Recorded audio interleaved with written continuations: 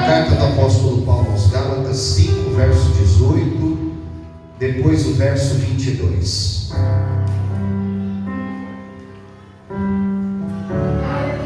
Você que está nos acompanhando pela internet, acompanhe no texto ou no telão o texto da palavra de Deus. Gálatas 5, verso 18. É noite de quinta-feira, noites quentes pela palavra de Deus. O texto diz assim: mas se sois guiados pelo Espírito, não estáis debaixo da lei. Vamos repetir todos juntos? 1, 2, 3. Mas se sois guiados pelo Espírito, não estáis debaixo da lei. Verso 22.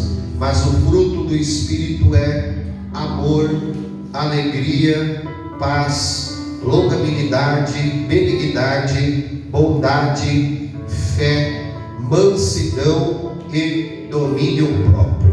Os irmãos podem se assentar adorando a Jesus. Graças a Deus. Meus queridos irmãos, hoje nós vamos estudar o oitavo fruto. O oitavo fruto se chama mansidão. Vamos todos juntos repetir esse fruto aqui. 1, 2, 3. Mansidão. Queridos, a temática guiados pelo Espírito Santo, aonde que nós somos guiados pelos dons, somos guiados pelos frutos e somos guiados pela autoridade outorgada pelo Espírito. Esses últimos 3 frutos aqui que nós fizemos menção, fé, mansidão e domínio próprio, eles são destinados ao relacionamento conosco mesmo. Eu vou fazer uma definição simples do que significa mansidão. Para quem quiser anotar, a definição é humildade. E o segundo ponto é ser livre do desejo da vingança ou de retribuições. Ok? Então, o que significa mansidão? Em primeiro lugar, humildade. Em segundo lugar, ser livre do desejo de vingança ou de retribuições. Amém? Eu gostaria de deixar aos meus irmãos o maior exemplo que nós temos de mansidão registrado na Bíblia Sagrada. Quem foi o homem mais manso que passou por essa terra, irmãos? Quem ousaria dizer esse nome? O nome mais belo, o nome mais lindo, o nome mais glorioso, não é verdade? É o nome que está acima de qualquer outro nome, o nome de Jesus. Então diga assim: Jesus. Então o homem que foi e que teve o fruto de mansidão, o homem mais manso que passou nessa terra foi Cristo. E nós podemos provar isso biblicamente. Para isso eu gostaria de pedir com que você fosse comigo em Mateus 21, versículo de número 5. O evangelho que Mateus escreve, no capítulo de número 21, vá comigo, por favor, até o verso de número 5. Aleluia. Nós estamos aqui fazendo a definição de que nós temos um exemplo a ser seguido. E o exemplo da igreja é Jesus. Eu vou pedir para o Mário voltar no verso 4, porque aqui tem um contexto, aí a gente fica melhor para poder explanar. Ora, tudo isso aconteceu para que se cumprisse o que foi dito pelo profeta que diz: dizei à filha de Sião, eis que o teu rei aí te vem, manso. Repita assim: manso. Então, por favor, diga assim: Jesus era manso. Aí tem uma vírgula. Em outras versões diz a palavra humildade, mas aqui é manso mesmo, tá? De mansidão. E assentando-se, e assentado sobre uma jumenta e sobre um jumentinho, filho de animal de carga. Amém? Então aqui nós vemos aqui um contexto profético, Aqui Mateus ele vai escrever aquilo que havia sido registrado no livro do profeta Zacarias, no capítulo de número 9, versículo de número 9. O profeta Zacarias ele vai profetizar, dizendo para Israel que surgiria um rei, e esse rei ele seria manso. E não só isso, ele diz que esse rei estaria assentado sobre um jumentinho. Olha que coisa fantástica. O profeta Zacarias, ele liberou essa palavra 500 anos antes de Jesus nascer.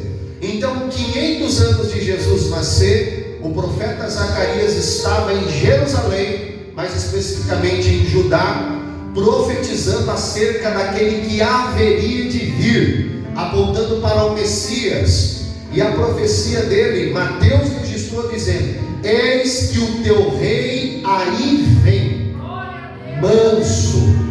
Só que isso daqui é algo que mexeu com a cabeça daqueles que ouviam.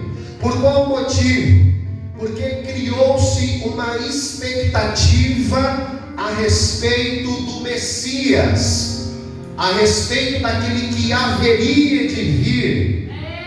Ou seja, embora variasse essa expectativa de diferentes pensamentos ou de diferentes posicionamentos que estavam envolvendo a vinda do Messias, eles acreditavam que o Messias ele chegaria para poder trazer salvação e restauração sobre Israel. 500 anos antes de Jesus chegar, o profeta Zacarias profetiza dizendo que veria um rei, só que esse rei seria diferente de todos os outros, porque ele seria manso e ele entraria em Jerusalém montado sobre um jumentinho. Olha isso. E o profeta aqui, Mateus está registrando a profecia de Zacarias. E esse contexto dessa expectativa é gerado dentro dos corações dos judeus. Só que há uma pequena confusão, porque eles acham que o Messias que viria, ele viria para salvar Israel sim, ele viria para restaurar Israel sim, mas nos moldes que eles estavam vivendo. Pastor, em que moldes era esse? Israel estava subjugado por Roma. Quem aqui lembra disso?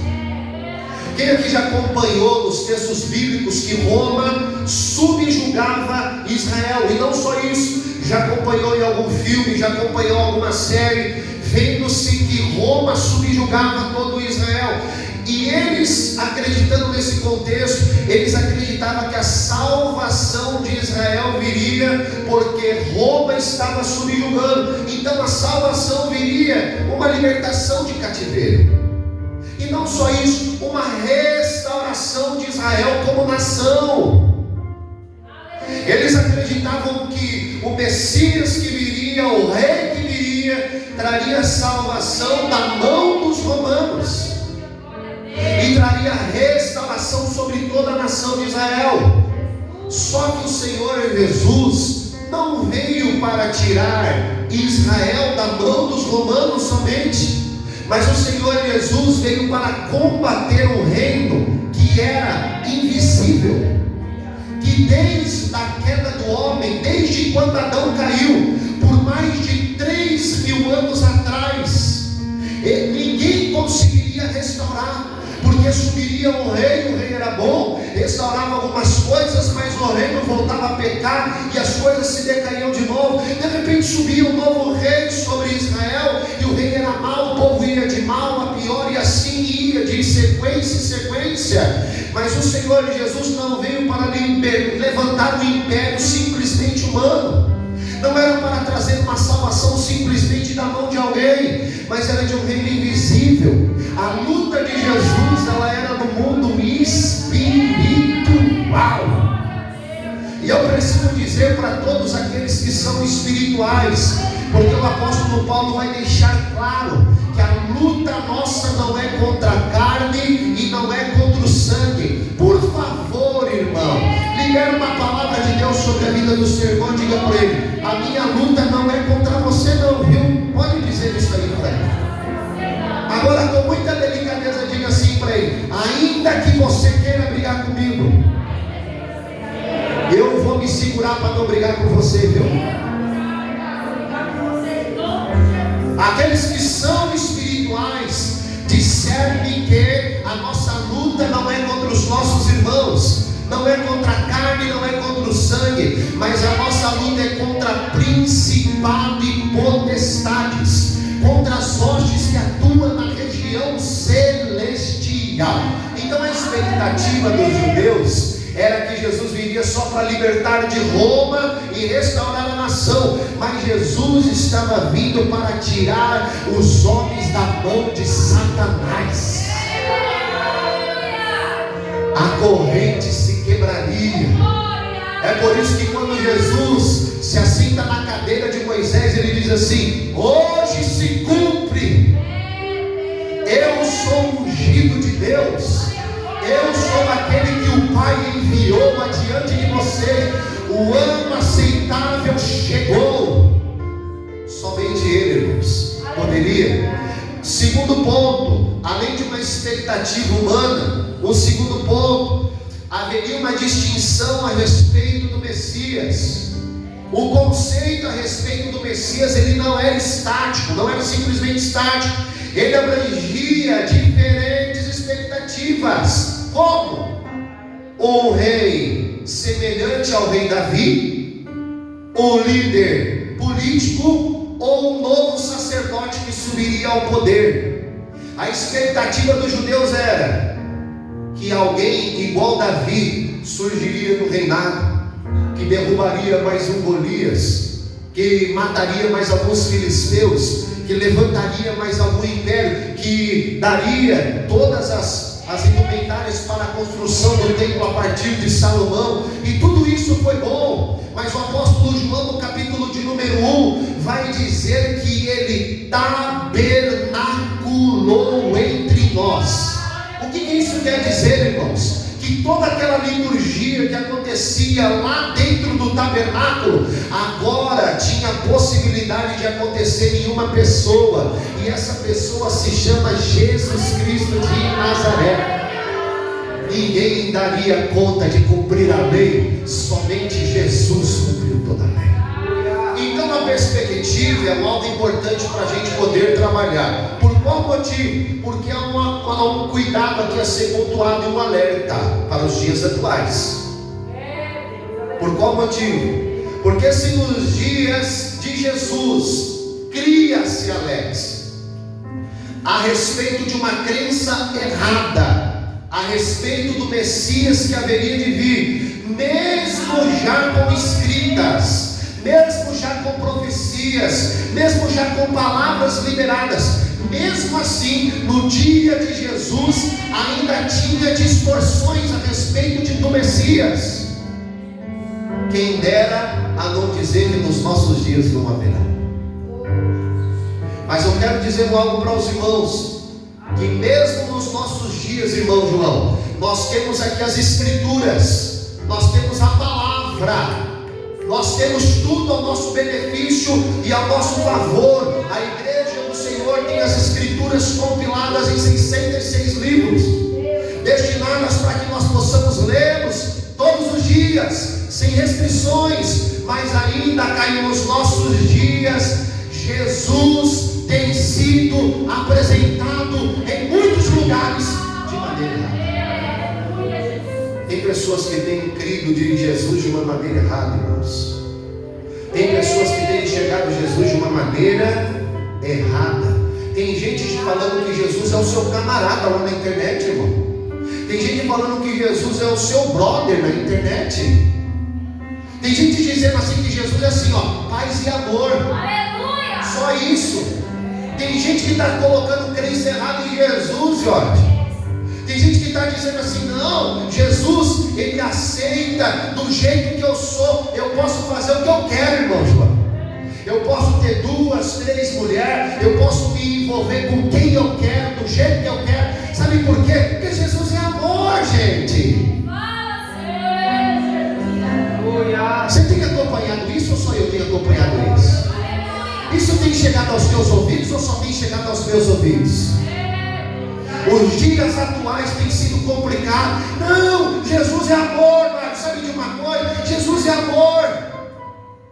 Então você pode andar do jeito que você quer, da maneira que você quer, do modo que você quer, Gabriel, e está tudo certo.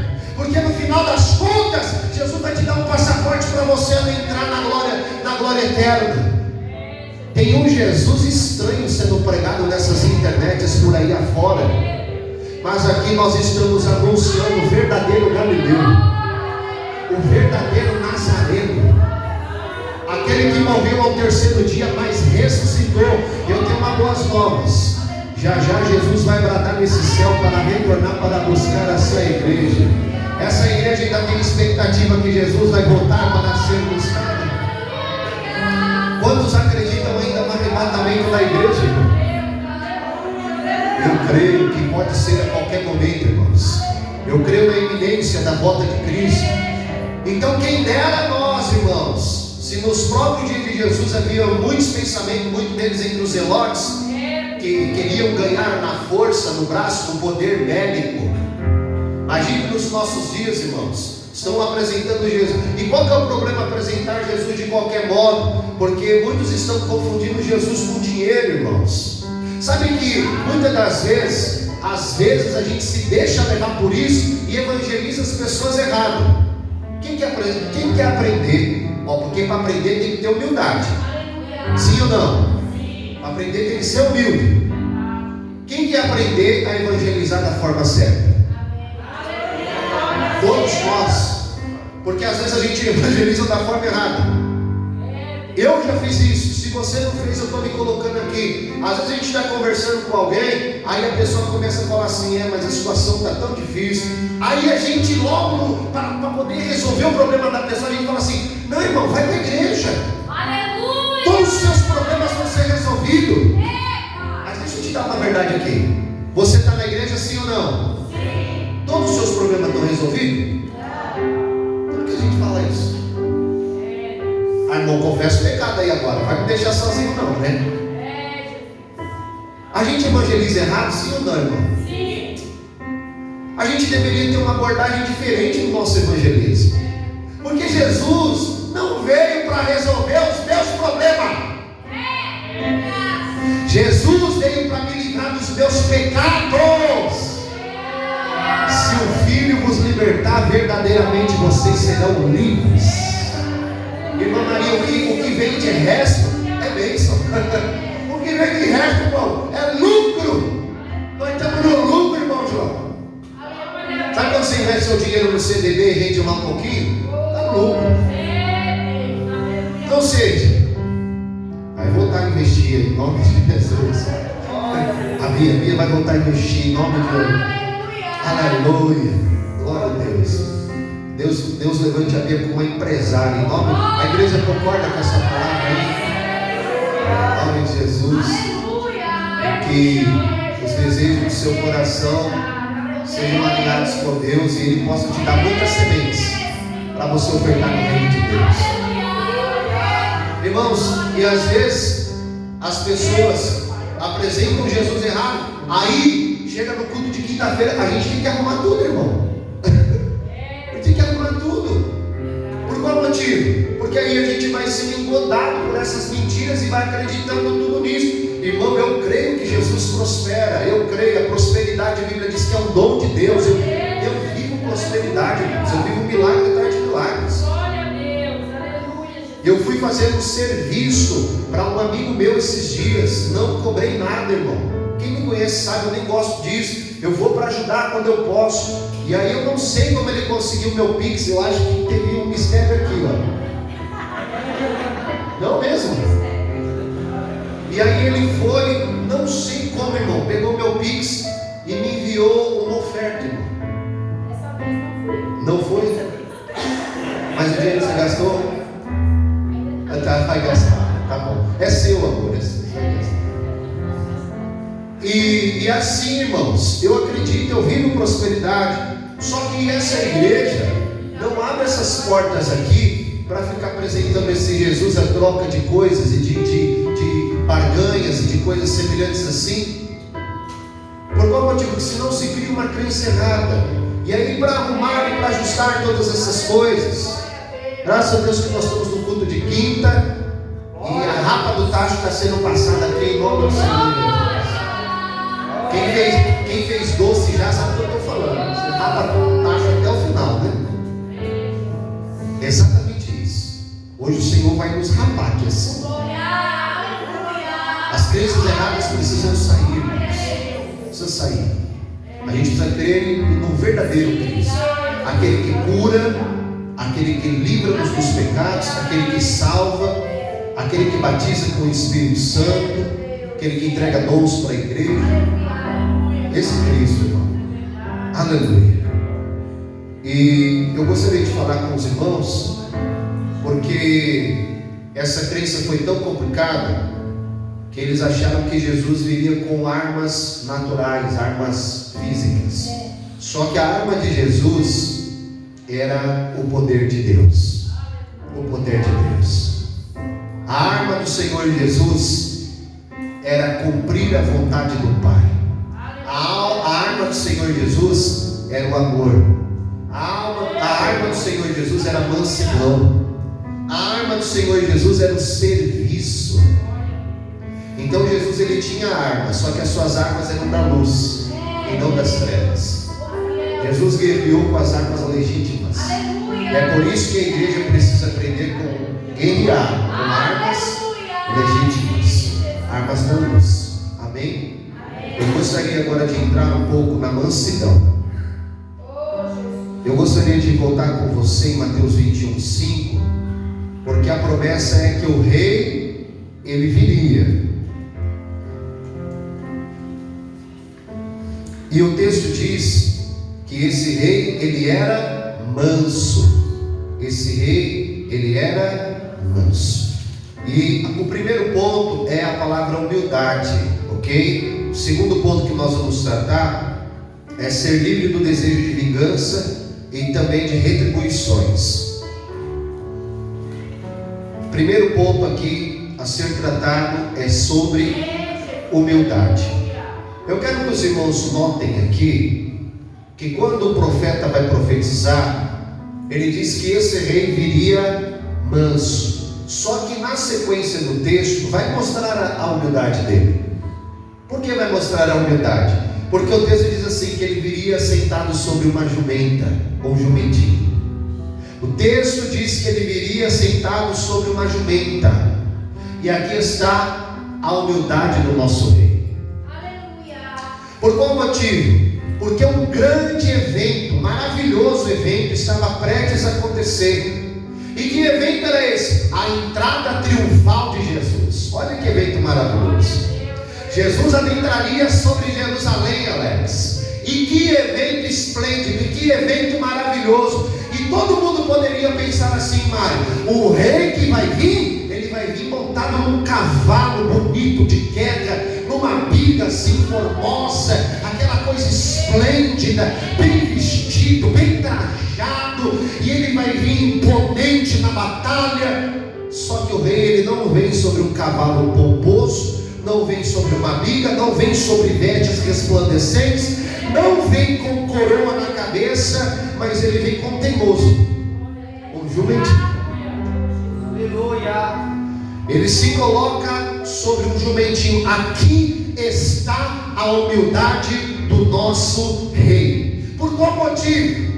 Porque o Senhor Jesus está nos ensinando que esse evento que está acontecendo é um evento que está acontecendo para revelar um propósito. Só que qual que é o nosso problema? Jesus não está muito importado com o evento, a entrada triunfal.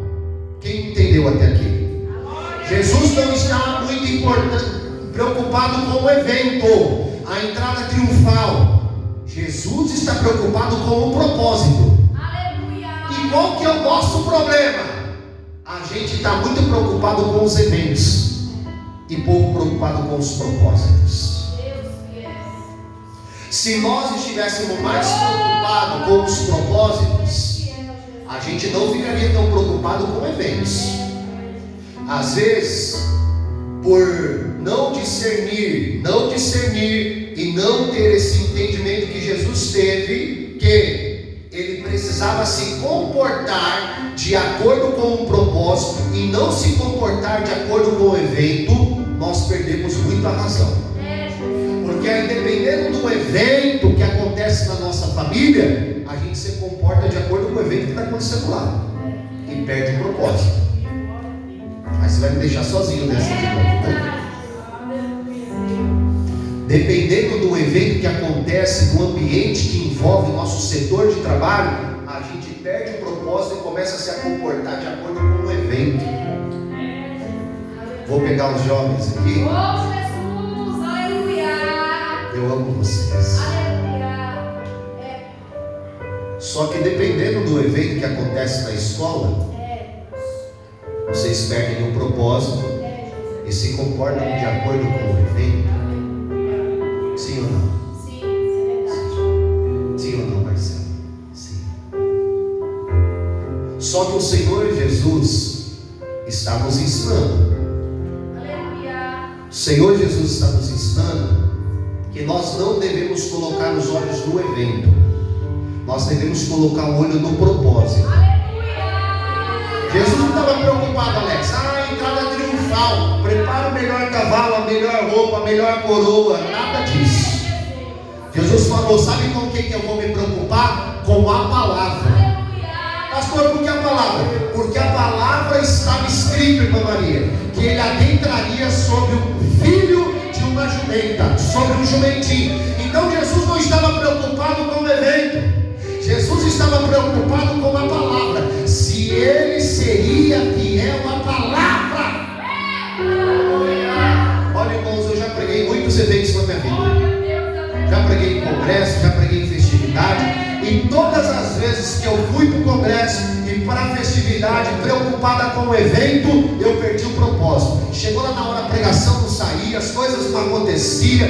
Só que no tempo foi passando, eu fui amadurecendo. Não é questão que eu tenho que desvalorizar o evento, não é isso que eu estou dizendo. Mas a minha preocupação era com a palavra, com aquilo que estava escrito. E dependendo daquilo que estava escrito, eu era fiel àquilo que estava escrito, independente do evento que eu participava. Aí eu terminava de pregar, pessoas eram batizadas no Espírito Santo, pessoas retornavam para o Senhor Jesus, porque eu estava preocupado com o propósito. Então Jesus está dizendo: olha, foca no propósito, deixa o evento de lado.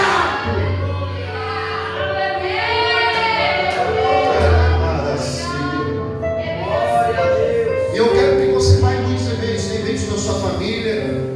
Eu vou pregar, né, nesses jovens, vai ter evento aqui na igreja. Tem muitos eventos. Só que nós não podemos ser uma igreja que fique só sendo igreja no evento, irmão. Tem muitos de nós que só se aviva quando acontece algum evento. Tem muitos de nós que só fala em línguas quando acontece algum evento. Tem muitos de nós que só marcha, só dá lugar para Jesus quando acontece algum evento. É assim, não é, irmãos? Sou pastor dessa igreja, se eu não te falar, quem fala? Nós precisamos tomar cuidado. Por quê? Porque Jesus não vai ficar vindo de evento em evento. Jesus está todos os dias com você, graças a Deus. Jesus está todos os dias com você. Então foca na palavra, irmão. Jesus estava preocupado com Zacarias 9, Alex. Põe aí, Marião. Zacarias 9:9. Era com isso aqui que ele estava preocupado, com Zacarias 9:9. Não estava preocupado com o evento em si, não é desprezando o evento. Mas se você não tomar cuidado, você perde Jesus no evento. Não foi isso que Maria e José fez? Perdeu Jesus no evento? Oh, meu Deus do céu. Por favor, diga assim: humildade. No verso de número 8, olha lá, o Zacarias 9:9, fala da profecia, né? Alegra-te muito, ó filha de Sião, exulta, ó filha de Jerusalém. Eis que o teu rei virá a ti, justo e salvador, pobre. Está escrito. Tem gente que diz que Jesus era rico, né, irmão? O que o texto está dizendo? Pobre. A Bíblia diz que o filho do homem não tinha onde repousar a cabeça, irmão. A Bíblia diz que Jesus teve que oferecer pombinhas. Você sabe por que Jesus ofereceu pombinhas? Quem sabe disso? Sabe por quê? Porque o cordeiro era animal caro para oferecer. E as pombinhas você conseguiria pegar nas ruas, não pagava. gente que defende, irmão. Não, Jesus ficou com o ouro lá que os reis deram para ele. Meu Deus do céu. O texto diz que Jesus não tinha onde reclinar a cabeça. O texto diz que Jesus, ele não tinha muito recurso assim não, irmãos. Tinham que mantinham o ministério. As mulheres em Lucas 8 mantinham o ministério de Cristo, ofertavam, davam aquilo que elas tinham. Tinha, lógico que tinha, porque tinha até um que roubava, então tinha, né? Então tinha. Ou seja, mas o texto está dizendo aqui, ele estava montado sobre um jumento, e sobre um jumentinho, filho de jumento. Pronto, Jesus estava preocupado com isso aqui, e não com o evento em si. A entrada triunfal. Ô irmão, vou dizer algo para os irmãos, preciso desabafar. Agora eu desabafo, tá? Quando for eu falo. Esses dias eu estava vendo um vídeo na internet, irmão, meu Deus do céu. O pastor foi entrar na igreja, não era pastor, era um outro título, mas não vou falar. Ele foi entrar na igreja, aí tinha um corredor assim reservado para ele entrar. E aí quando ele foi entrando, uma luz focou nele assim, a igreja apagou. E aí ele foi vindo assim e tocou uma vinheta, Jorge, de fundo. Eis que vem aí o profeta das nações, o homem de Deus. E ele foi vindo, e a igreja foi aplaudindo, indo a delírios. Esse é o cenário que a nossa igreja está vivendo. E eu vou dizer, irmão, tem muita gente que gosta dessas pataquadas. Agora quando você é fiel, justa palavra, irmão, Aleluia! mata o piolho na unha, assim. Aleluia! Você vai olhar, tem gente saindo por lá de fora assim da igreja. Assim. Sabe por quê? Porque ele mente. Ele fica falando para o povo que o povo vai receber isso, aquilo, outro. E aí o povo vai nessa onda aí. Vinheta de fundo. Eu falei, não é possível, Jesus. Jesus está voltando, amém, Deus? Graças a Deus por isso. No verso de número, eu vou para o Mateus 21. O horário já está assim, eu vou fechar, que eu preciso fechar esse grupo ainda hoje. Vamos lá, que eu preciso ainda falar de ser livre aqui. Vamos lá. Mateus 21, verso 7 e verso de número 8.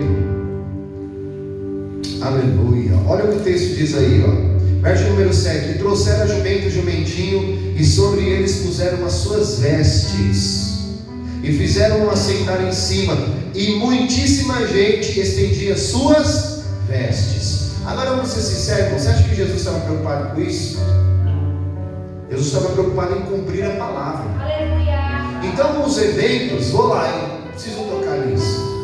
Os eventos da nossa vida, a gente tem que ser mais fiel à palavra e ao propósito do que ficar se preocupando com veste, irmão. Se preocupando com o cabelo. Não estou dizendo aqui que você tem que ser um desleixado, se arrume, ande bonito, não é isso que eu estou falando. Mas a nossa preocupação legítima não pode estar nisso. Nós temos que ter propósito e foco. E qual que é o foco? Estar balizado na palavra de Deus. Estar firmado com a palavra. Amém, meus irmãos? Diga assim, manso e humilde. Para a gente fechar essa primeira parte, Mateus 11, 29. Se nós devemos aprender com alguém, vamos aprender com Jesus. Mateus 11, 29, olha que maravilha. Se nós devemos aprender, vamos aprender com Jesus. Eu vou ler o verso 28 para contexto, Mateus 11, 28. Vinde a mim, todos que estáis cansados e oprimidos, e eu vos aliviarei. Tomai sobre vós o meu jugo, e aprendei de mim, que sou o que, irmãos? Pronto, daí. Aprendei de Jesus, porque Jesus ele é manso e humilde, de coração, e encontrareis descanso para as vossas almas. Irmãos, eu tenho por mim algo muito importante, que todos aqueles que estão aprendendo de verdade com Jesus, eles são mansos e eles são humildes. Agora, se nós não estamos aprendendo de Jesus, se prepare que lá vem arrogância e soberba. Se porventura, irmão, você não está aprendendo aos pés de Jesus, o homem só produz arrogância e soberba. Agora, se nós estamos aprendendo com Jesus, se prepare, irmão, porque nós iremos produzir fruto de mansidão e conseguiremos produzir assim humildade e mansidão para a glória e louvor do nome do Senhor Jesus. Quantos entenderam até aqui? Amém. Glória a Deus. Então nós falamos a respeito da mansidão. Primeiro ponto, humildade. Diga assim, humildade. ser livre do desejo de vingança ou de retribuições. Vamos ser legítimos e sinceros, irmãos? Vamos ser legítimos e sinceros? Porque, irmão, no dia que o motoqueiro bateu atrás do carro, Mário, eu quis retribuir, Mário. Eu quis retribuir, mas que eu puxei ele pelo capacete para dentro do carro assim. Por qual motivo? Porque a carne quer. Só que naquele momento o Espírito falou: ei, mansidão, acalma-te. Ele nem ficou, foi embora. Nem ficou, deu fuga, né? Tampou a placa, foi embora, deu fuga, foi embora. Mas e os desejos aqui dentro, irmão? Querendo retribuir. Aí o Espírito Santo falou assim: ora por ele, perdoa ele, abençoa a vida dele. Produzir o fruto de mansidão, irmão, é ser livre do desejo de vingança, é ser livre do desejo de retribuições. Houve um filósofo estoico chamado Sêneca. Só que essa frase, ela se popularizou em uns seriados antigos com o poeta chamado Seu Madruga. Quem conheceu o poeta chamado Seu Madruga? Ele dizia assim: a vingança nunca é plena. Nunca assistiram? Nunca vai, termina aí antes. Mata a alma e envenena. Seu Madruga dizia isso: a vingança nunca é plena, mata a alma e envenena. Porém, essa frase não é de Seu Madruga, essa frase é de Sêneca. Ele é um filósofo estoico antigo. E essa frase, ela vai destacar que a busca por vingança, em vez de trazer satisfação e resolução, ela causa danos emocionais e psicológicos. Aleluia. E esses danos são profundos, afetando a paz interior e a saúde mental de quem está buscando por vingança. É por isso que ele dizia: a vingança nunca é plena, ela vai matar a sua alma e ela vai te envenenar. É isso que Sêneca estava querendo dizer, que o desejo de vingança, ele nunca vai ser a resolução de nada. Pelo contrário, ele é capaz de ferir a alma e trazer traumas profundos. E existem dois personagens bíblicos, e aqui eu encerro, tá? Vou encerrar aqui que temos 5 minutinhos. Existem dois personagens bíblicos, você não precisa ir lá comigo, mas está em 2 Samuel 17:23. O nome dele é Aitofel. Diga assim: Aitofel. O Aitofel, ele se sentiu traído pelo rei Davi. E o que o Aitofel vai fazer? Ele vai fazer uma trama, ele vai fazer uma emboscada, para que o rei Davi caísse nessa trama e caísse nessa emboscada. O problema foi que o plano de Aitofel falhou, não deu certo. E qual que foi o resultado? Aitofel, ele queria tanto a vingança, tanta retribuição, que Aitofel ele foi embora para sua casa, e o texto vai dizer que ele se enforcou. Por qual motivo? Porque a vingança estava tão perene dentro dele, aquilo estava consumindo ele tão severamente, que ele maquinou um plano, o plano deu errado, ele intentou contra a sua própria vida. Aí temos um exemplo mais conhecido, que é o exemplo de Sansão. Por qual motivo? Porque Sansão, ele era um rei, ele era um juiz sobre todo Israel. E o texto vai dizer que a sua mulher o trai, e os filisteus o traem, peleja contra a vida dele. E Sansão, no momento de vingança, ele decide pegar algumas raposas, ele coloca fogo nessas raposas, e essas raposas entram no vinhadeiro assim, e começa a queimar todo o arraial dos filisteus. O problema foi que isso trouxe uma perseguição severa sobre a vida de Sansão. Os filisteus tomaram Sansão, feriram os seus olhos e manietaram, o prenderam. O final da sua vida, preso, zombado, como um palhaço na frente dos seus adversários. Os adversários rindo daquele que era um homem de Deus. Mas porque a vingança dominou o coração. A retribuição dominou o coração de Sansão. E o texto vai dizer que ele empurra as pilastras e o templo de Dagom cai, e naquele episódio ele veio a morrer.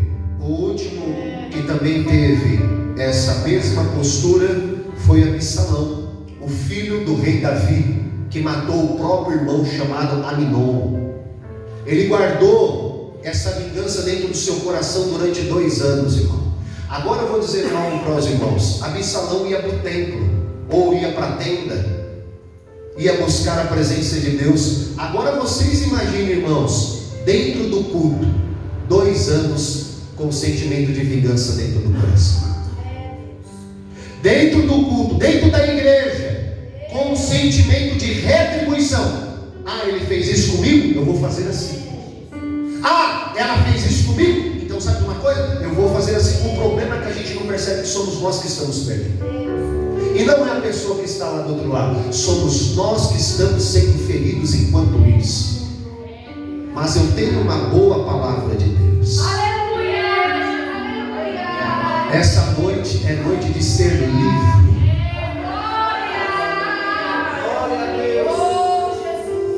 Essa noite é noite de ser livre do desejo de vingança.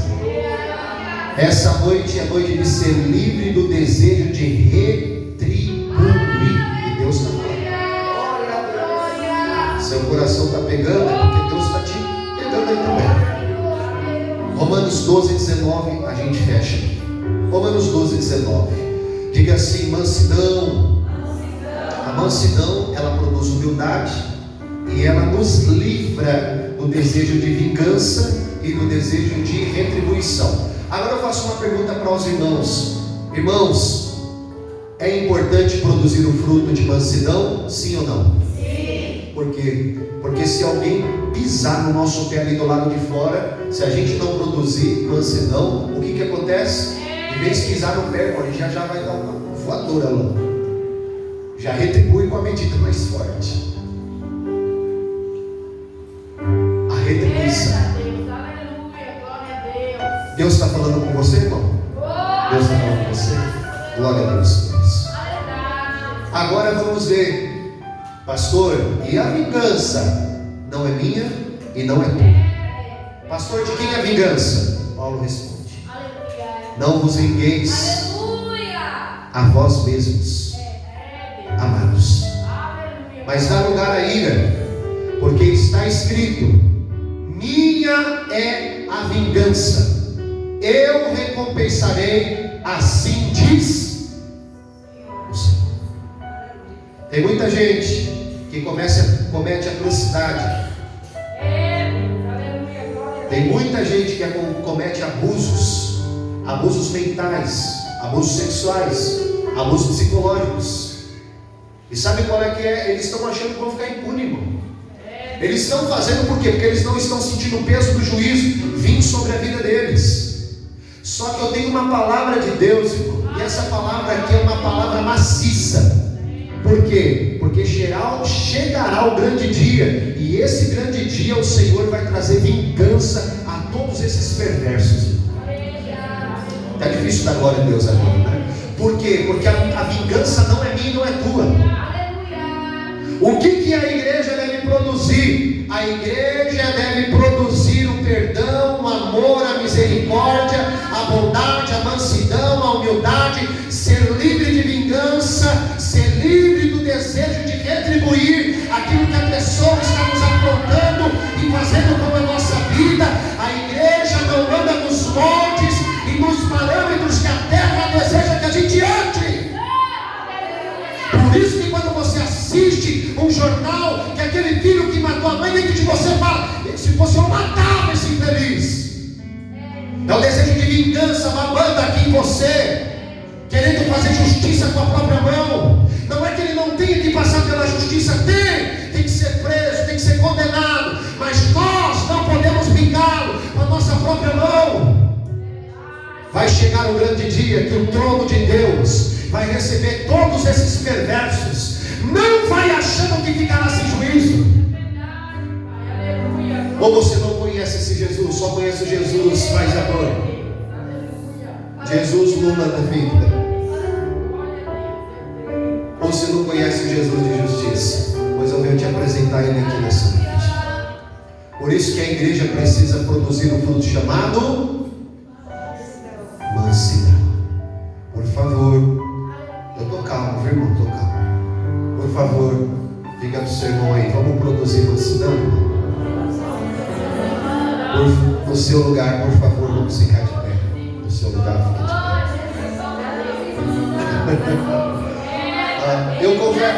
pé. Eu confesso aos irmãos que de vez em quando dá vontade de retribuir até a pastora. Dá vontade de pegar o pescoço assim, não, brincadeira. Dá vontade de retribuir, irmãos, porque a palavra às vezes vem meio encurvada assim. Não pegou no dia bom não, hein? Se pegou encurvada, vai pegar de quina aqui agora. Aleluia, meu Jesus. Você é ser humano, sim ou não, irmão? Sim. Ou só tem anjo aqui dentro? Estou te falando de coisa que você vive. Domine essa retribuição dentro de você. Permita com que o Espírito Santo produza mansidão aí dentro do seu coração. Não fique retribuindo mal com mal. Jesus disse que nós devemos retribuir o mal com... Vamos lá? Jesus disse que nós temos que retribuir o mal com...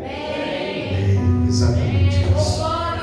Então eu gostaria de orar para a gente finalizar. Feche os seus olhos em nome de Jesus. Você que está nos acompanhando pela internet, nós estamos declarando que você também vai produzir esse fruto chamado mansidão. Eu sei que não é fácil, mas Jesus está aqui para te ajudar também. Querido amigo Espírito Santo, sem o Senhor nós não conseguimos, Pai. A nossa vontade é de retribuir, Jesus. A nossa vontade de falar é de ferir. A nossa vontade é de ter vingança. Por muitas das vezes, eu confesso isso aqui diante do Senhor, meu Pai. Mas eu peço ajuda. Me ajude, Espírito Santo, a produzir esse fruto chamado mansidão, a ser manso e humilde de coração, assim como foi o meu Senhor Jesus. Eu declaro que essa igreja vai produzir frutos, e esses frutos vão permanecer. Eu declaro que os parentes dos teus filhos vão conhecê-los pela mansidão, por onde eles andarem, pela humildade, por onde eles andarem. Não vai ser os olhos cheios por aquilo que a terra pode produzir, mas andarão em caminho de humildade. Não importa onde eles galgarem, onde o Senhor levarem os lugares altos, mas manterão os pés firmes no chão, com sabedoria e discernimento.